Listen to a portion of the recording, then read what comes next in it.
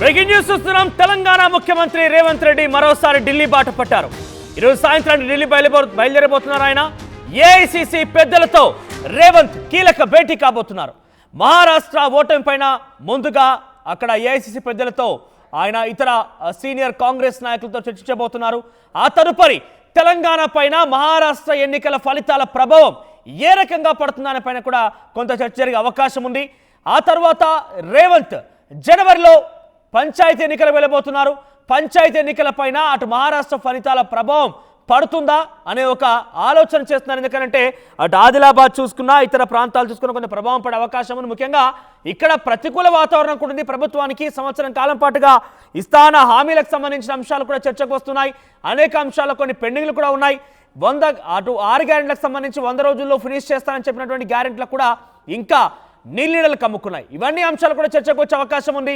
ఇవన్నీ ఒకే ఎత్తు అయితే మంత్రివర్గ విస్తరణ కూడా మరో ఎత్తుగా చూడాలి. మంత్రివర్గ విస్తరణ కూడా చాలా కీలకంగా ఉంది. సంవత్సరం కాలం పూర్తయినా కూడా ఇంకా 6 మంత్రివర్గంలోకి రావాల్సి ఉంది. చాలా కీలకమైన శాఖలు కూడా పెండింగ్లోనే ఉన్నాయి.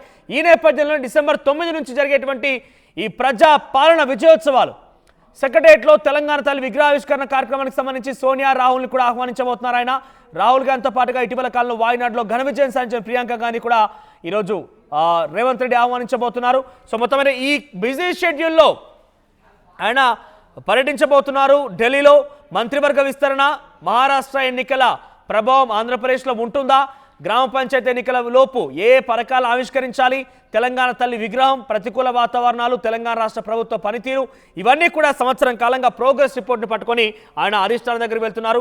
ఈ మరిన్ని అప్డేట్స్ మధు అందిస్తారు. మధు, సో రేవంత్ రెడ్డి మరోసారి ఢిల్లీ బాట పట్టారు. నిత్యం ఇక్కడ ఆయన ప్రతిసారి కూడా నెలకు సుమారుగా 4-5 సార్లు వెళ్లాల్సి వస్తోంది. సో దాదాపుగా వారానికి ఒకసారి అన్నట్టుగా వెళ్తున్నారు ఆయన. ఈసారి ఏ అంశాల మీద ప్రధానంగా అక్కడ చర్చకు వచ్చే అవకాశం ఉంది? ముఖ్యంగా ఇక్కడ మంత్రివర్గ విస్తరణ పైన ఏ లిస్టు పట్టుకొని వెళ్తున్నారు ఆయన? ఎవరెవరికి అవకాశం దక్కబోతోంది?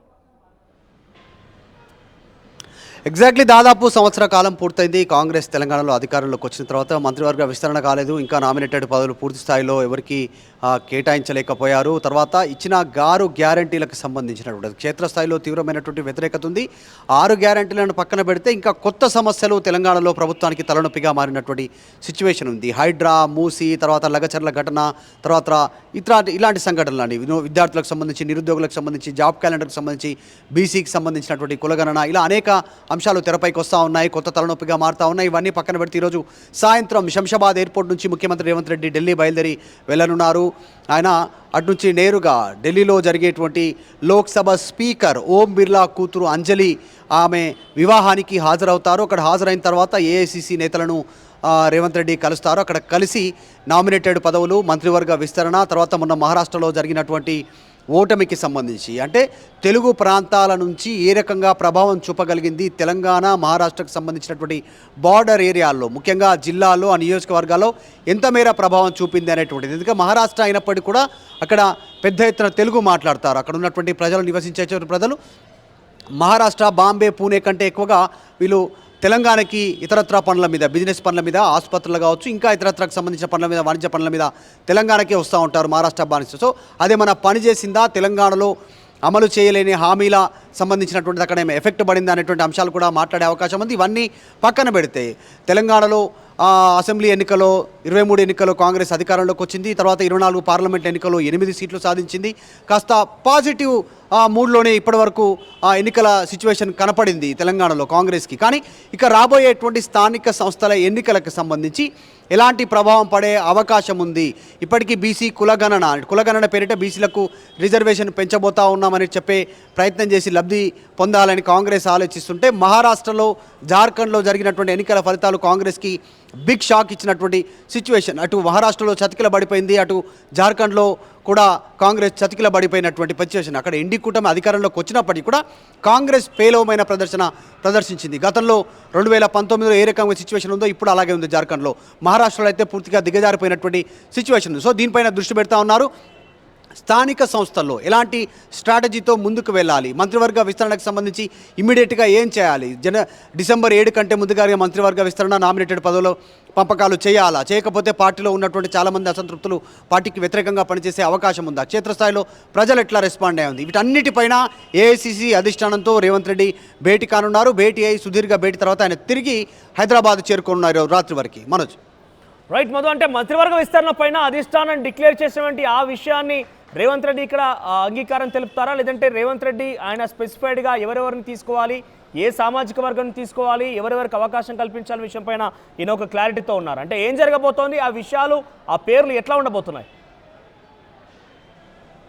మంత్రివర్గ విస్తరణకు సంబంధించి 6 ఖాళీలు ఉన్నాయి. 6 బెర్తుల కోసం చాలామంది దాదాపు 2 డజన్ల మంది పోటీ పడతా ఉన్నారు తెలంగాణ కాంగ్రెస్లో. అందులో కొద్దిమంది పేర్లు తెరపైకి వస్తున్నప్పటికీ కూడా ఉమ్మడి ఆదిలాబాద్ జిల్లా కావచ్చు, ఉమ్మడి నిజామాబాద్ జిల్లా, ఉమ్మడి రంగారెడ్డి జిల్లా, తర్వాత మెదక్ జిల్లాకు సంబంధించి పెద్ద ఎత్తున పోటీ పడతా ఉన్నటువంటి సిచ్యువేషన్ ఉంది. ఇప్పటికే ఒక్కొక్క జిల్లాకు 2 మంత్రులు ఉన్నారు. కరీంనగర్కి 2, నల్గొండకి 2, ఖమ్మంకి 3 ఉండగా, మహబూబ్ నగర్కి 2, వరంగల్కి 2, తర్వాత ఉమ్మడి మెదక్ జిల్లా నుంచి 1, ఇలా ఆల్రెడీ క్యాబినెట్లో ఉన్నటువంటి సిచ్యువేషన్. కానీ మిగతా జిల్లాల పరిస్థితి ఏంటి?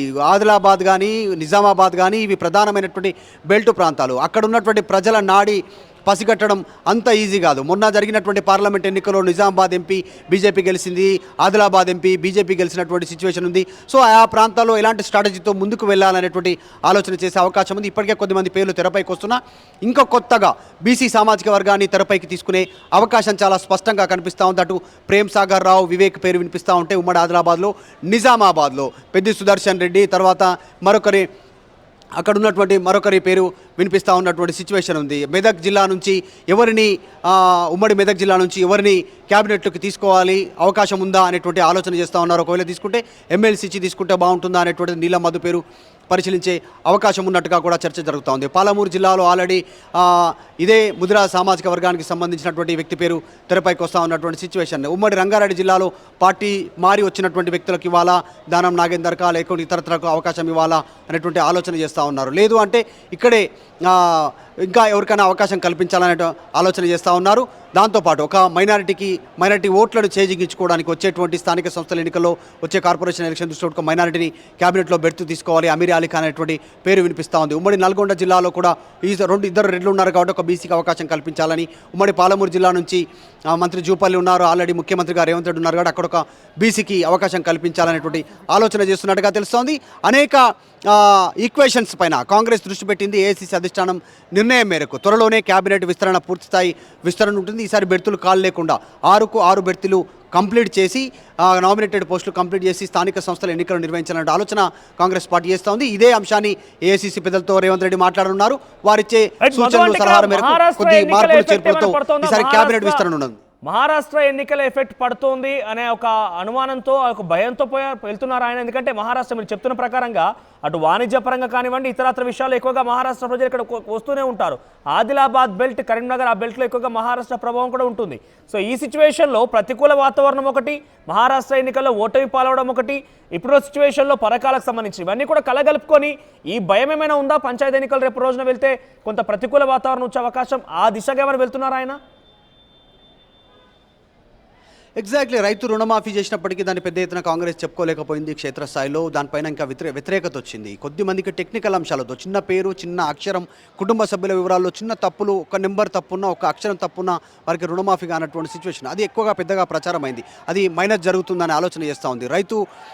గతంలో రైతు బంధు పేరిట ఆ ప్రభుత్వం పెట్టుబడి సాయం ఇచ్చేది, ఈ ప్రభుత్వం రైతు భరోసా ప్రకటిస్తా, అది ఇవ్వనటువంటి సిచ్యువేషన్ ఉంది. 6 గ్యారెంటీలకు సంబంధించి 4,000 పెన్షన్ ఇస్తామన్నారు, ఇవ్వలేనటువంటి సిచ్యువేషన్ ఉంది. తులం బంగారు ఇస్తామన్నారు, ఇవ్వలేనటువంటి సిచ్యువేషన్ ఉంది. వీటన్నిటిపైన కాంగ్రెస్ పైన ప్రజలు గుర్రుగా ఉన్నారనేటువంటిది ఇంటెలిజెన్స్ రిపోర్ట్ కూడా రాష్ట్ర ప్రభుత్వానికి నివేదిక సమర్పించినటువంటి నేపథ్యంలో, వీటన్నిటి నేపథ్యంలో రేవంత్ రెడ్డి అధిష్టానంతో మాట్లాడుతూ ఉన్నారు. స్థానిక సంస్థల ఎన్నికల్లో ఎట్లా ముందుకు వెళ్ళాలి, క్యాబినెట్ విస్తరణ కానీ వీటన్నిటి విషయాల్లో ఆయన వారితో మాట్లాడిన తర్వాత తదుపరి నిర్ణయం ఫైల్ అయ్యే అవకాశం ఉంది. కాకపోతే డిసెంబర్ 7 లోపల క్యాబినెట్ విస్తరణ ఉండే అవకాశం ఉంది తెలంగాణలో.